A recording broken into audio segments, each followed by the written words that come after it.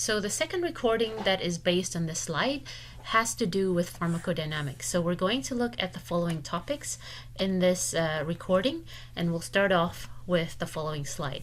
So just as a definition, pharmacodynamics is basically the effect that the drug has on the body. And so it looks at basically how the drug works to change the function of the body. Doesn't look at time. It looks at the effect of the drug on the body.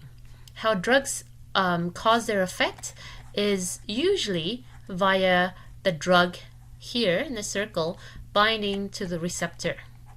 And as we'll see later on, the receptors can be found either on the cell membrane or the receptors can be found inside the cell. Now, as you can see over here, therapeutic effect of the drug works when the drug binds to a specific receptor in a specific part of the body at a specific concentration to lead to the beneficial or desired effect. An adverse or side effect is usually caused when a drug binds to either a different receptor because the drug is not selective just for one receptor. So it can be, say, another cell over here that also has a receptor that the drug can bind to, and that can cause the adverse effect, right? Or the receptor that the drug binds to is also found in a different part of the body, and that leads to undesirable effects. So for example, the use of morphine as an analgesic is all well and good, but morphine also binds to mu-opioid receptor in the digestive tract, and that leads to the adverse effect of constipation. So that's an example of the drug binding to the same receptor but found in a different part of the body that leads to the unwanted effect. Another thing is that if the concentration of the drug is so high, the effect is either toxic or adverse, because what happens is that at a very high level of the drug, what happens is the drug binds to other receptor that it may not be completely selective for. And we'll look at the implications of this when we actually study drugs within the context of the systems that they affect. Relevance of pharmacodynamics. We talk about it in terms of educating patients about the medications, in terms of why the patient should take the medication, what the medication does to the body in order to actually help them with the condition that they have, in order to evaluate PRN decisions, especially when there's decisions to be made on the fly. Evaluating patients for drug response, both beneficial and harmful. Again, let's take the example of morphine. Morphine causes analgesia, but it also causes respiratory depression, and it also causes, as I said, constipation. So those are harmful effects that might indicate that the drug is at a level that's too high to be just therapeutic. Again, the goal of pharmacotherapeutics is to help maximize the desirable effects and at the same time as minimizing the side effects, which are adverse or toxic. To produce an effect, that it says here, the drug must reach its site of action in the body in an appropriate concentration. All right. So what I'm going to do here is talk about two independent properties of drugs. The first one is efficacy.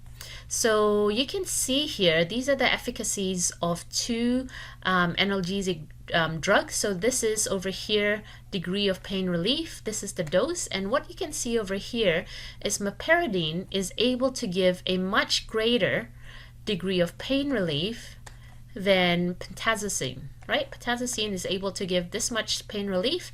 Meperidine is able to give that much pain relief.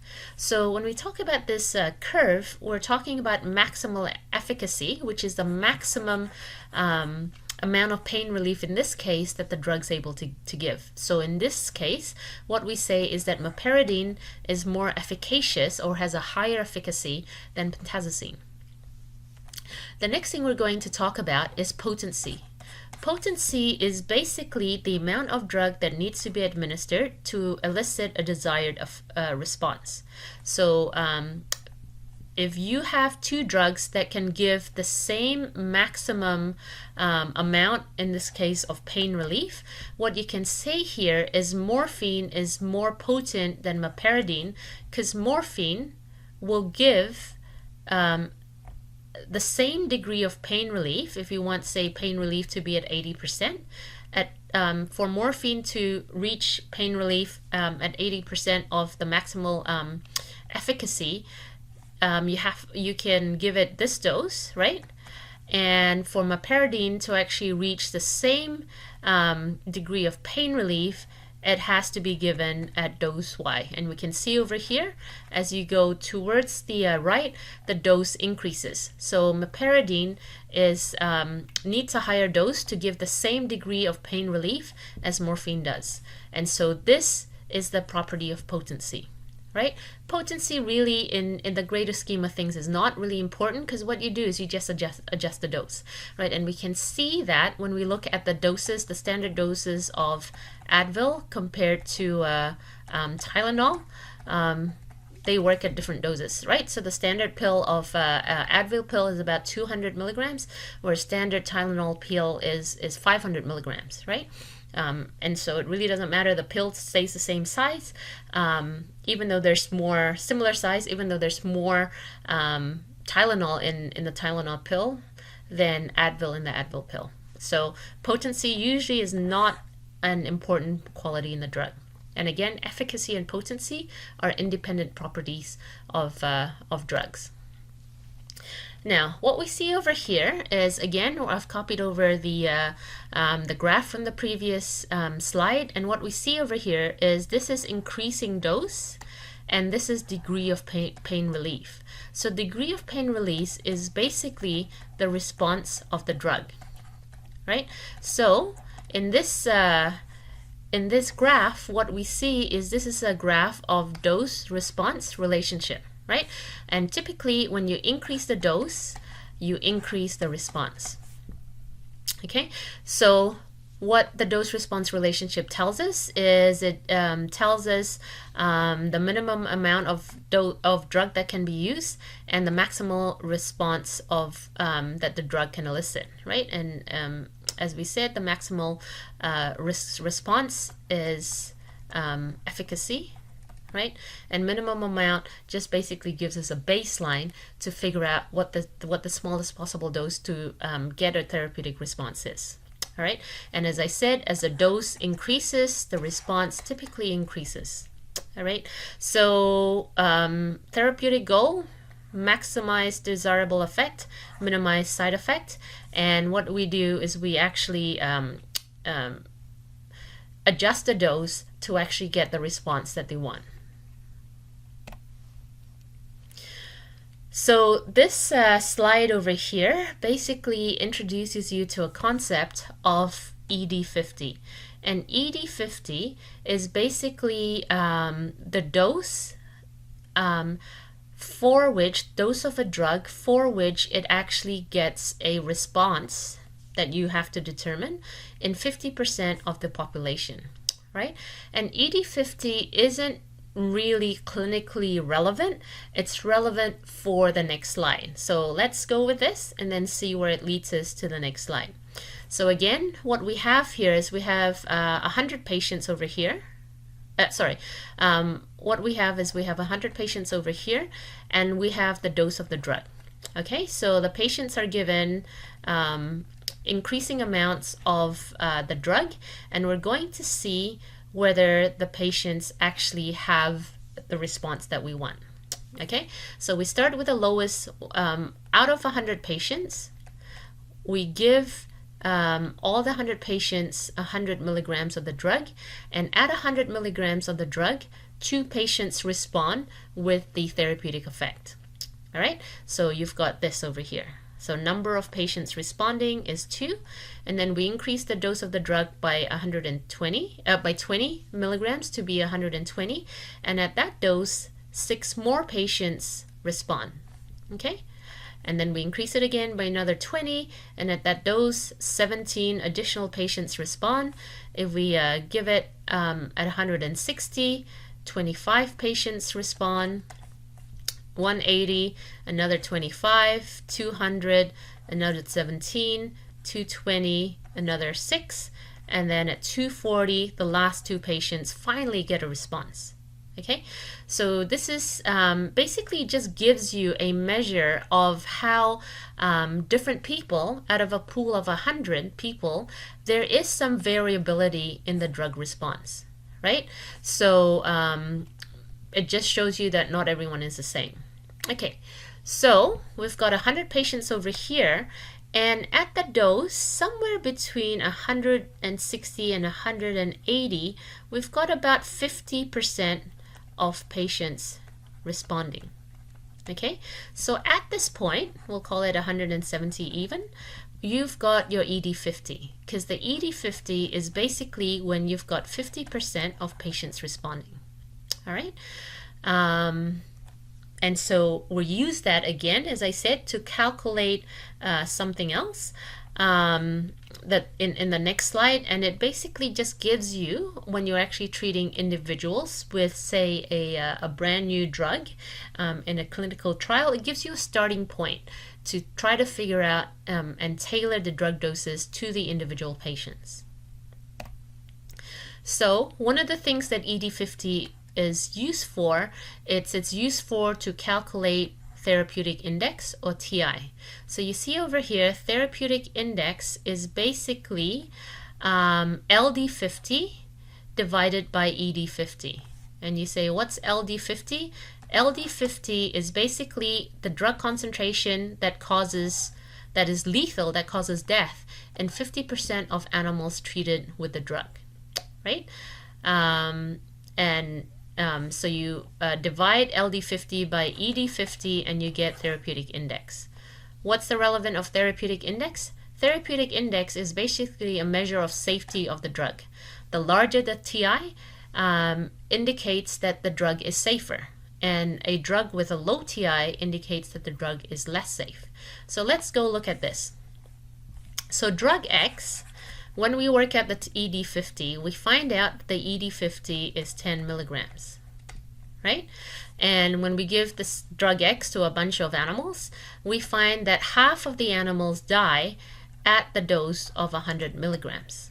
Okay, so what we do is we divide 100 by 10 and we end up with 10. So drug X TI is 10. Okay, another drug Y, ED50 is also 10, like drug X, but you look over here, the dose that kills 50% of animals is actually 20. Right? So again, you divide 20 by 10 and you end up by 2. Okay? And so what happens here is that drug Y has a TI of 2, drug X has a TI of 10. Right? So what it means is that you can give, say, drug X, that a person that's taking drug X can take 30 milligrams, 40 milligrams, 50 milligrams, and all the way up to approaching the LD50 curve without actually suffering a lot of toxic effects. Whereas in drug Y, if you compare the ED50 with the LD50, for, say, if you're this person over here, at this dose, say at 13 milligrams, it's already starting to kill some animals, right? So that means it's not really safe. Okay, so usually what happens is people who take drug X, their plasma concentration of the drugs need to be monitored fairly closely, whereas people who are taking drug X don't need the plasma concentration of drugs X being monitored, right? Because drug X is a lot safer than drug Y. Why is this relevant? When we look at the predictability of drug response, I'm going to use the example of phenytoin. So what happens over here is if you look at the plasma drug level compared to the dose, the therapeutic range is between this and this. It's not very big compared to the therapeutic range of most drugs, most other drugs, where it's between above the minimum effective dose and below the toxic dose. So for most drugs, they have a larger therapeutic range, right? So what it means is, in order for the drug to actually stay within this very narrow window, you can see that the dose is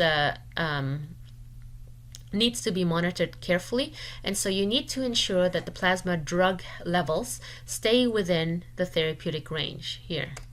Okay, what makes it worse for this drug is that is the graph on the right hand side. So over here what we've done is we've given the same drug to 6 individuals, right? So 1, 2, 3, 4, 5 individuals.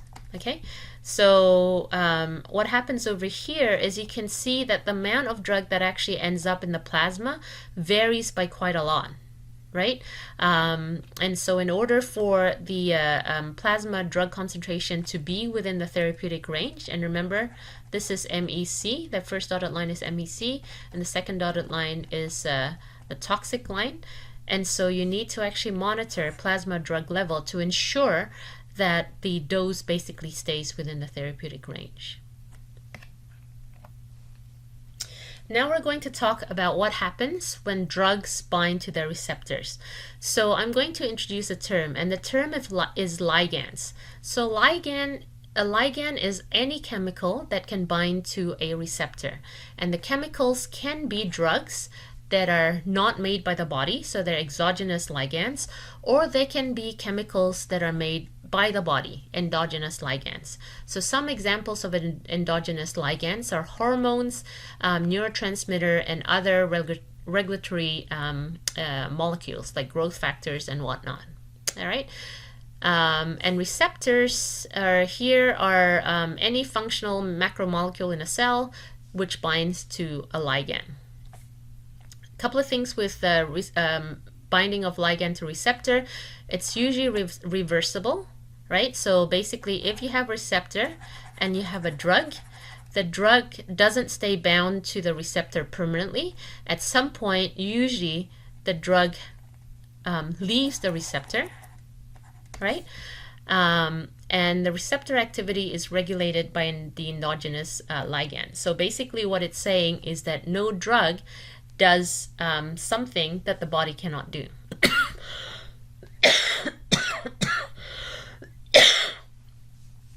Next point is, when you have a receptor and you have a ligand, say this is the endogenous ligand, right? So this is the ligand that's produced by the body, and then you've got drugs. So I'm going to do 2 drugs.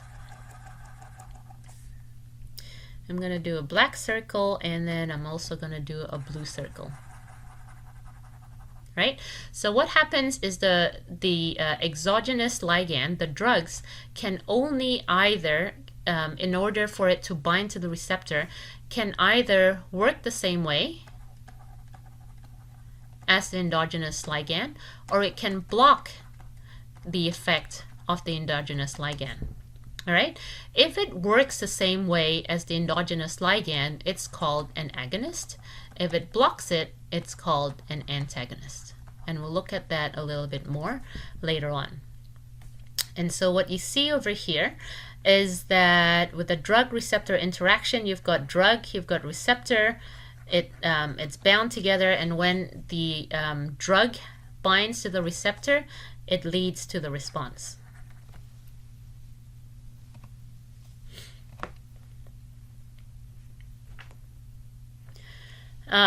Drugs and their receptors. Important properties of the receptors. As I said, drugs can only mimic or block the body's own regulatory molecules. So for example, nothing in the world, no drug in the world is going to make us really fly, people fly by ourselves.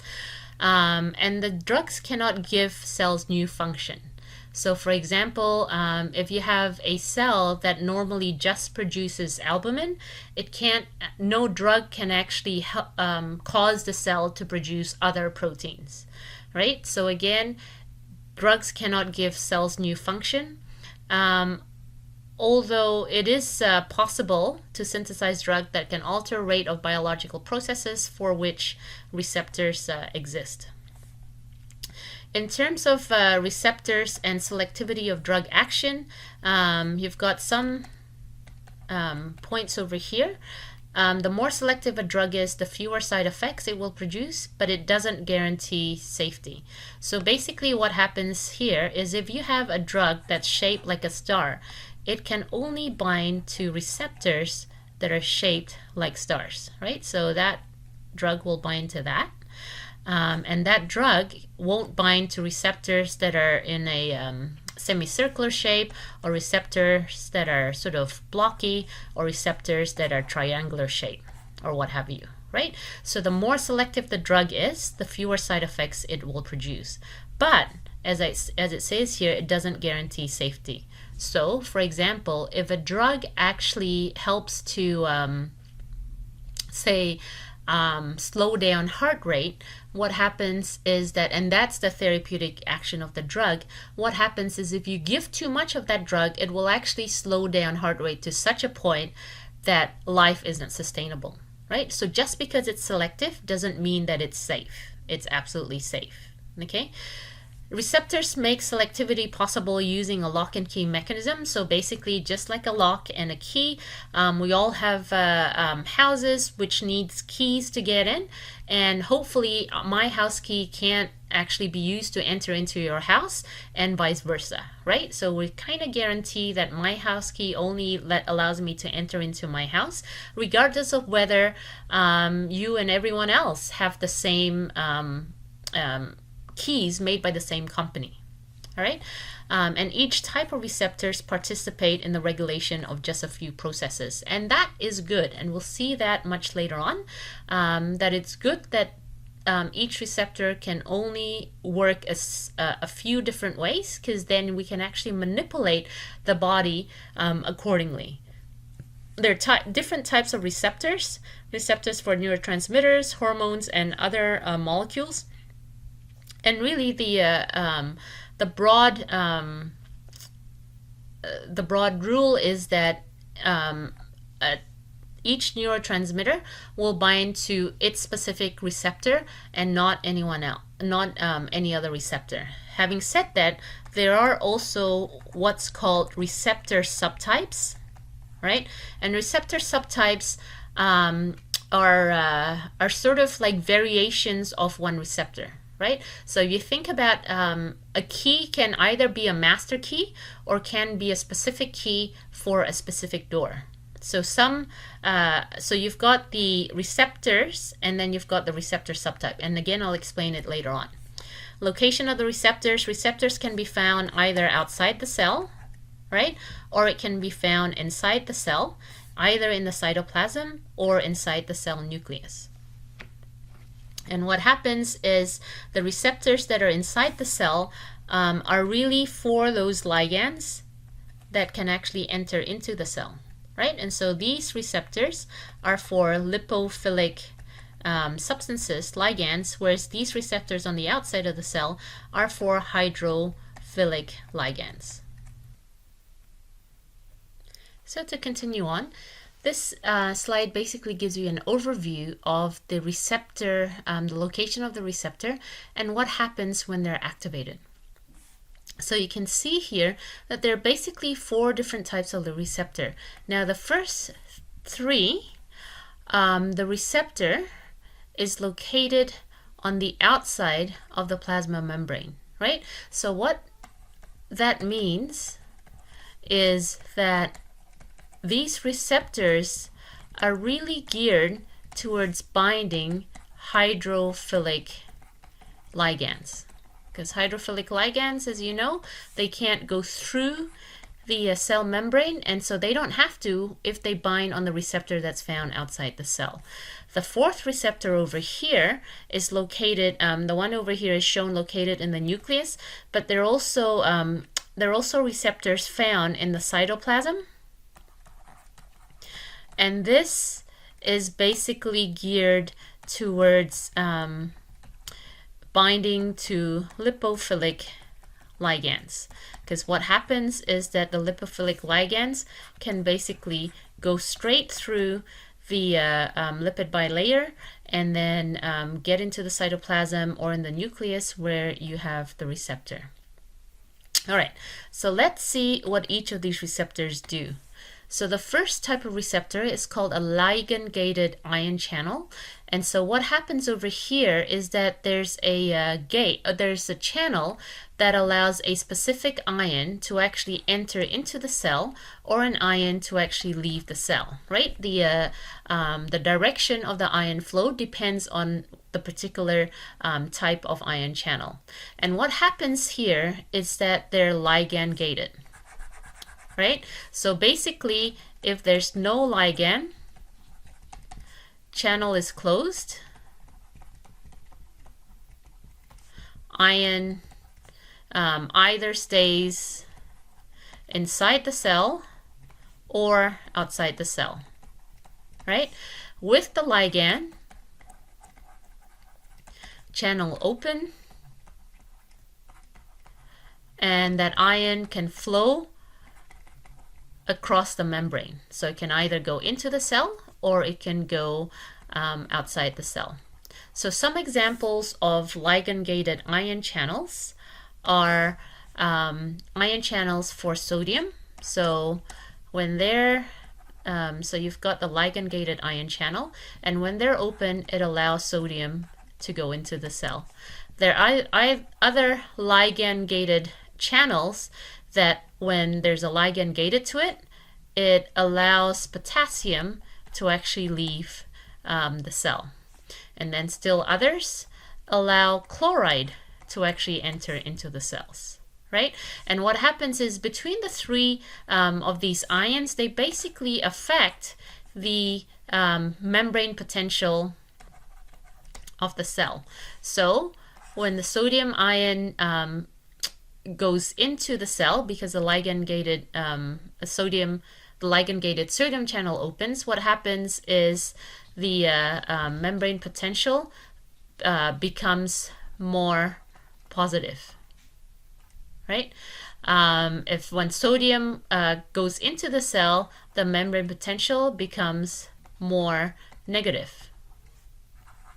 And then when potassium leaves the cell, the membrane potential also becomes more negative because there's positively charged ions leaving. So that's what ligand-gated ion channels do. Second type of receptor, again, that's found on the outside of the membrane, are called cell membrane embedded enzymes. So what you can see over here is that you've got a hydrophilic ligand that binds to the receptor on the outside, and once that ligand binds to the receptor, it actually affects a change inside the cell with the help of enzyme. So you can see here substrate A becomes product B, right? So it causes activation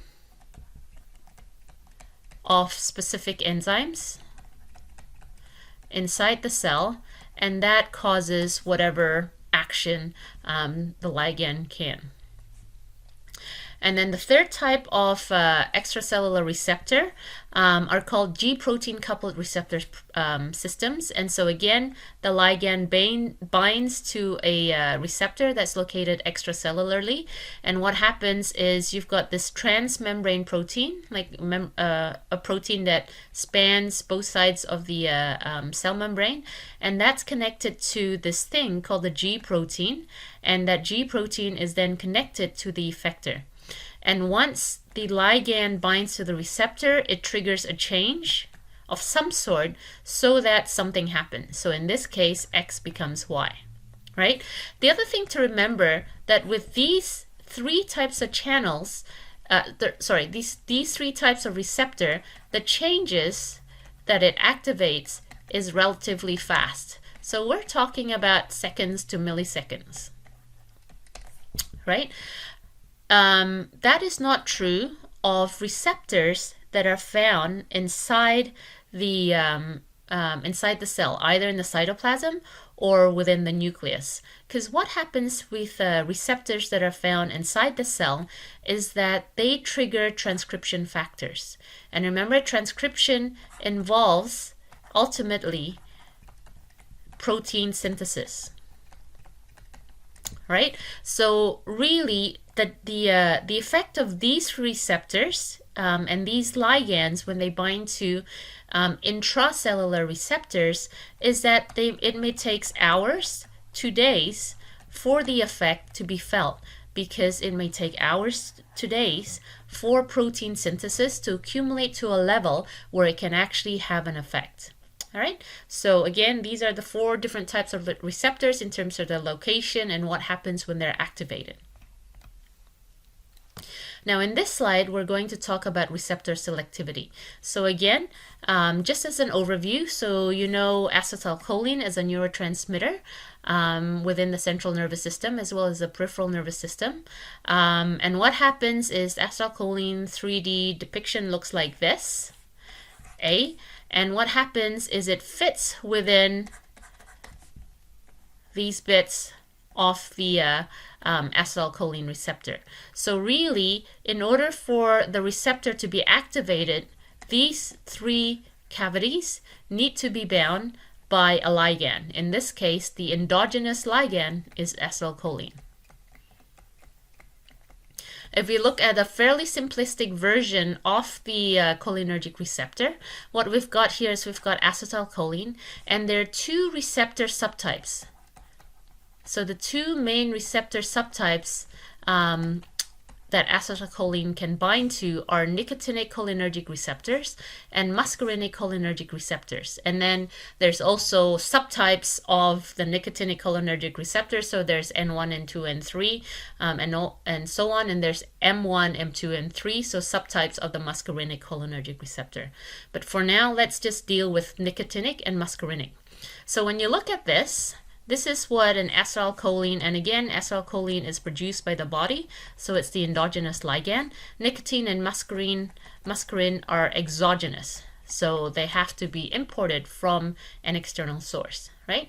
And if you look at acetylcholine, you see that there's these 2 semicircles over here, and those 2 semicircles fit on both nicotinic as well as muscarinic cholinergic receptors.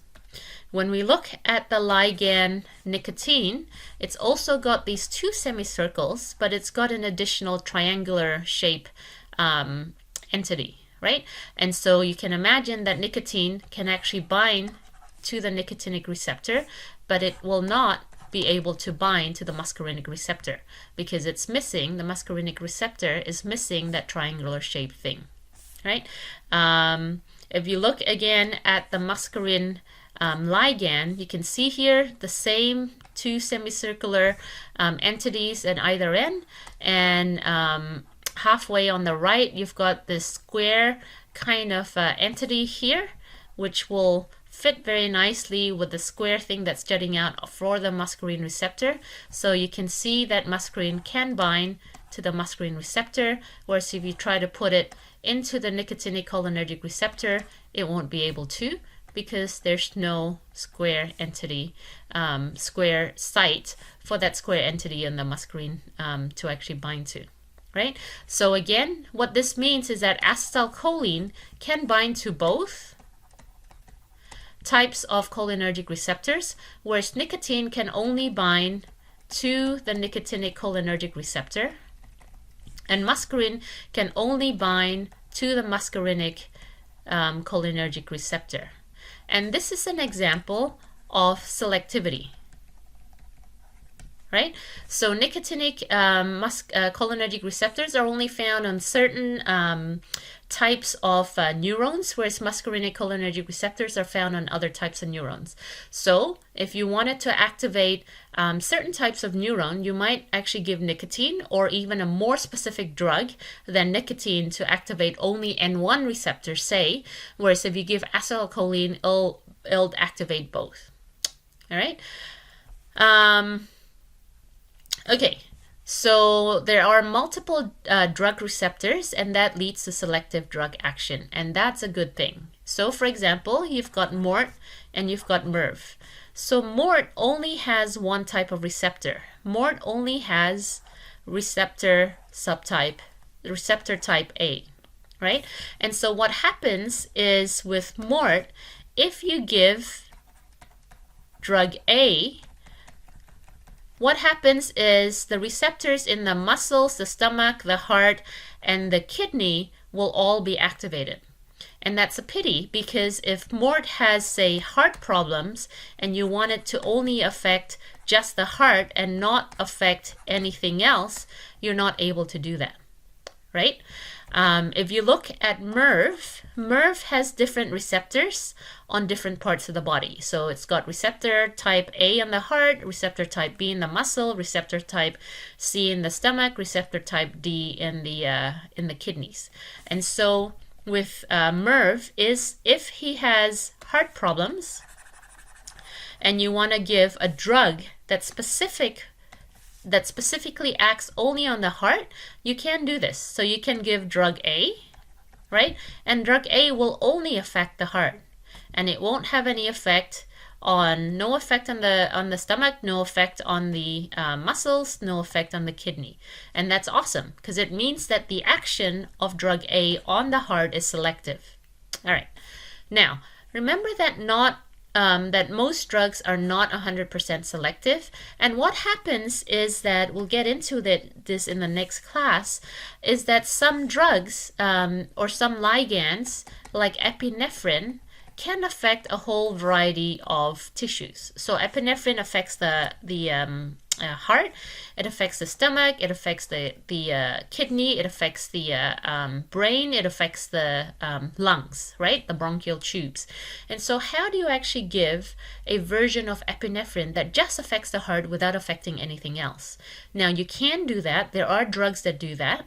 But what happens is, at a high level, that drug will tend to affect other receptors. All right? And we'll talk more about that when we get to drugs of the PNS and CNS. Now, what you see over here is you see a cell, you see receptors, this indentation, and you see the drug, right? So a drug can occupy these receptor sites.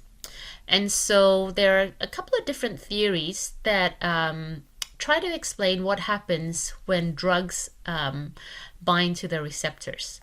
The first and simplest theory is called the simple occupancy theory. So the simple occupancy theory is the top diagram on the right. So basically, if you give more drug with increasing dose, more receptors are occupied by the drug, and what happens is the dose increases, right? So if you give 25% of the maximal dose, then you've got 25% of the maximal response, 50% of receptor sites are occupied, then you have 50% maximal response, and so on. Okay, so that's a very, very simplistic theory for drug-receptor interaction. Now, it doesn't explain a few things. So one of the things is basically it doesn't explain the concept of maximal efficacy or maximal potency, right? So so again, just to remind you, efficacy is basically the maximum degree of therapeutic effectiveness that a drug can give, whereas potency has to do with the dose of the drug that gives a certain response. So in here, in the potency graph in the bottom, morphine is more potent because it gives a certain degree of pain relief at a much lower dose than meperidine, right? In terms of efficacy, meperidine is more efficacious, has a higher maximal efficacy than pentazocine, because if you look over here, the maximal degree of pain relief with meperidine is much more than with pentazocine. All right. So what happens is the second theory, the modified occupancy theory, basically takes into consideration properties of affinity and intrinsic activity.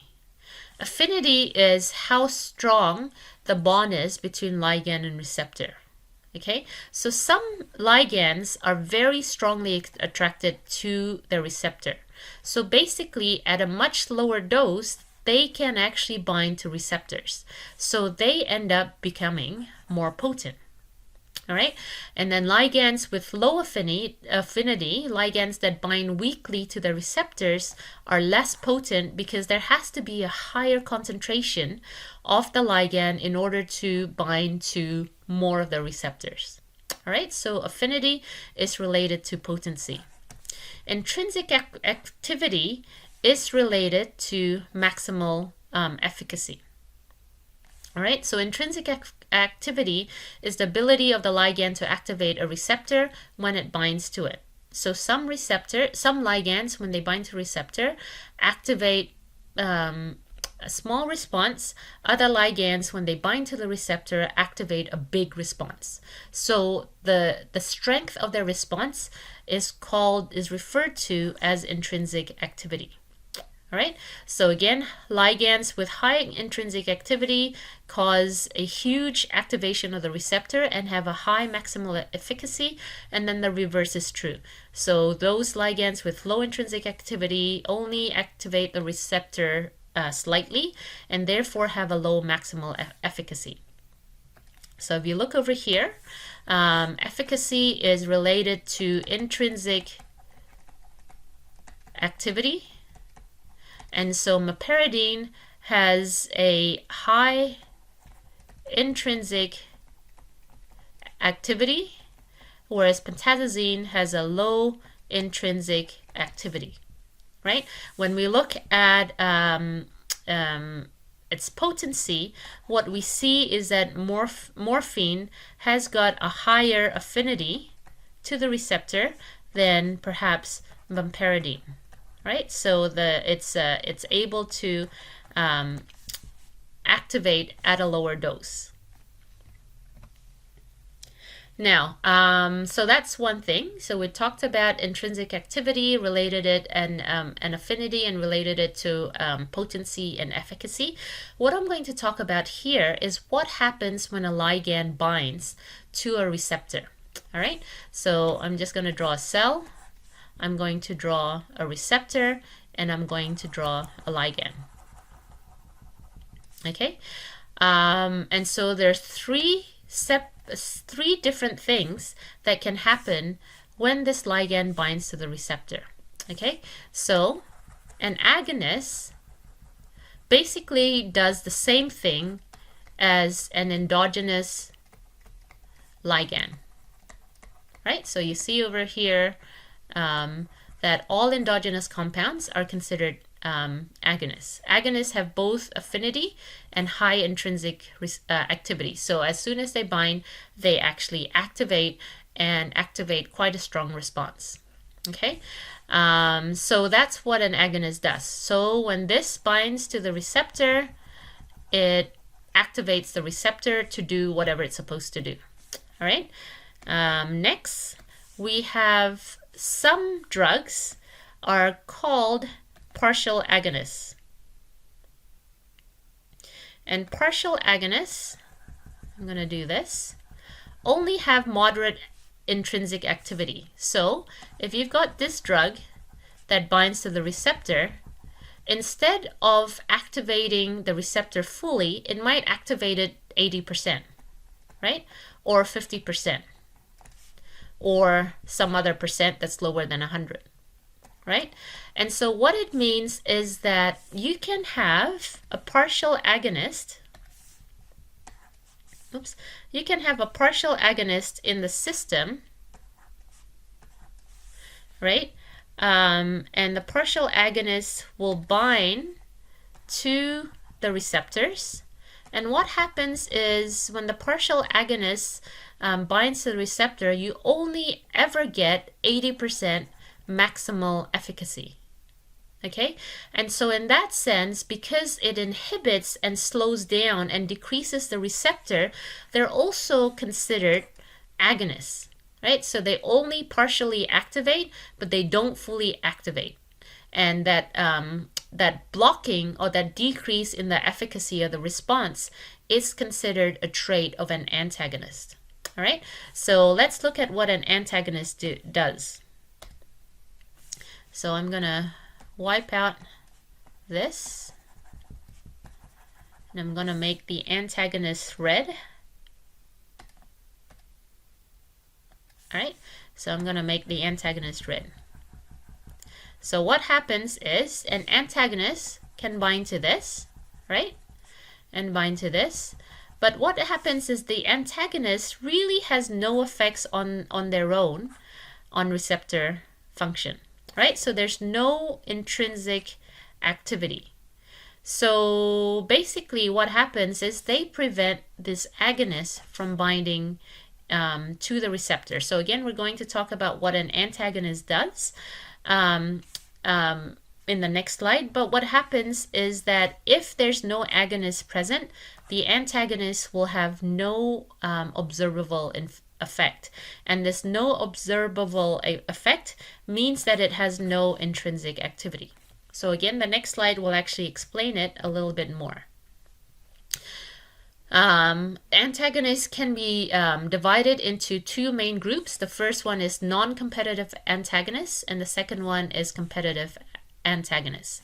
So in panel A, what you see here is you see an example of non-competitive antagonism.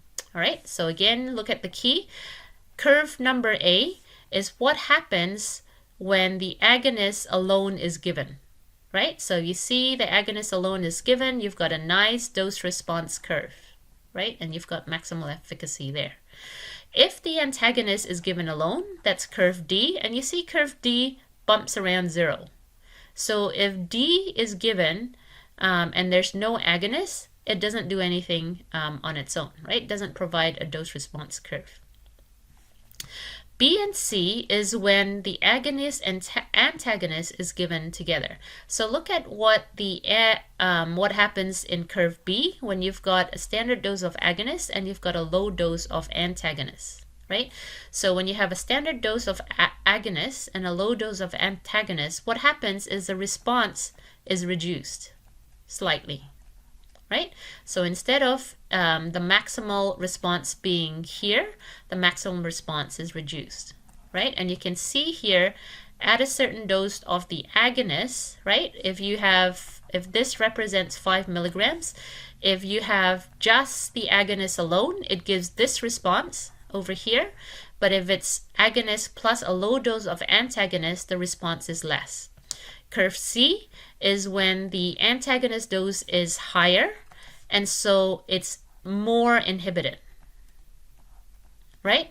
So again, at 5 milligrams of agonist and a higher dose of antagonist, the response is much lower than with the low dose of antagonist or with no antagonist at all, right? So this is an example of a competitive antagonism, and with the non-competitive antagonism, what happens is the antagonist will bind irreversibly to receptors. So you have antagonists over here, and they won't actually leave to compete with the agonist.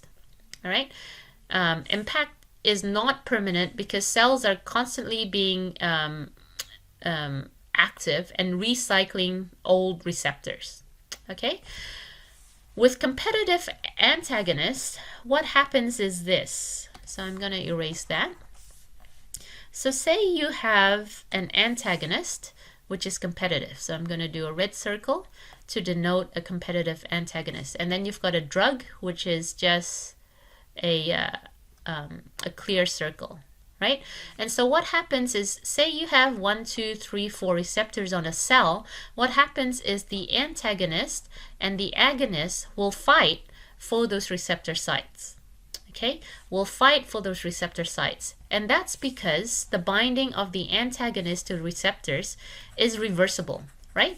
So presumably you can increase the amount of agonist to try to kick out the antagonist. All right, so let's see what happens over here. So again, panel B, on the right, you've got agonist alone, right? So with an agonist alone, you'd get, say, maximal efficacy at, say, 10 milligrams, right? And you get antagonist alone, curve D, no response without in the absence of the agonist. Curve B is when you have a standard dose of agonist, say at 10 milligrams of agonist. What happens is that the response is very, very low, right? It's much lower than it is with 10 milligrams of just agonist, okay? But what happens is if you increase the dose of agonist, you can see over here, as it moves to the right, the dose of agonist gets bigger and bigger. And so what happens is, say, at this stage, it can, I'm just going to call it 30. At 30 milligrams, it can reach maximal efficacy. At 30 milligrams of agonist, the effect is the same when an agonist is combined with a lower dose of antagonist than it is with just agonist alone. Right? So you can actually force a maximum response by increasing the dose of agonist. In C, you've got standard dose response of the agonist, but with a higher dose of antagonist. So again, the curve moves to the right. So again, maximal efficacy can be reached with a much higher dose of agonist. Right? So again, instead of the maximal efficacy being reached at 10 milligrams, it might be 50 milligrams before it reaches maximal efficacy. Okay, so what happens with competitive antagonists is that the agonist and the antagonist has equal rights to the receptors. Right, so you have, if you think about it as musical chairs, competitive antagonists are if you have a whole bunch of same size 10-year-olds playing musical chairs, and they're equally fast, they're equally big, they're equally tall, and they have the same chance for sitting down on the few chairs in musical chairs, whereas non-competitive antagonists are like bullies, right? If you have a whole bunch of 10-year-olds playing musical chairs and a couple of 14-year-olds come in, the 14-year-olds will sit on the chair and not move because they just want to, because they're bullies or whatever, right? I'm not saying that 14-year-olds are all bullies. I have a 14-year-old at home at the moment. So again, there's that thing. And so it's reversible, and it competes with agonists for receptor binding, and both agonist and receptor has got equal affinity. We're going to finish off this section by looking at receptor sensitivity. So we often think that the number of receptors on the cell is fixed, and that's not true. So let's look at this. Right, so you've got 3 different panels, 1, 2, and 3. Panel 1 is when there is no drugs in the system, and they're the normal number of receptors. So you have 1, 2, 3, 4, 5 receptors, and there's no drug floating around. Okay, panel 2 is what happens after an agonist has been administered over a long period of time. So after chronic agonist administration, what happens is the number of receptors on the cell membrane becomes less. Because you've got so much receptors floating around, it really doesn't take as much receptors to bind to the ligand for it to be stimulated. Right? So you see over here, continuous activation caused by prolonged exposure to agonists can cause a decrease in the number of receptors. And this decrease in the number of receptors is called downregulation. And so it means that the cell becomes desensitized or refractory and becomes less sensitive to the effect of the ligand. Right? So over here, there's less chance of the ligand to bind to the receptors, and so it's desensitized, it's less sensitive, right? And so this is probably due to the receptors being destroyed or a change in the receptors so that they don't bind so strongly to the ligands. Panel 3 is what happens after chronic administration of an antagonist. Right? If you've got an antagonist that blocks activation of the receptor, what happens is more receptors will actually be formed and be inserted into the cell membrane in the case of a hydrophilic ligand, or inside the cell in the case of a lipophilic ligand. So when you have an increase in the number of receptors, it's called upregulation. And what happens over here is that the receptors are more sensitive or hypersensitive to the agonist, right? And so the sensitization or the hypersensitization of the drug to its effect, it's probably due to the synthesis of more receptors, as you can see here.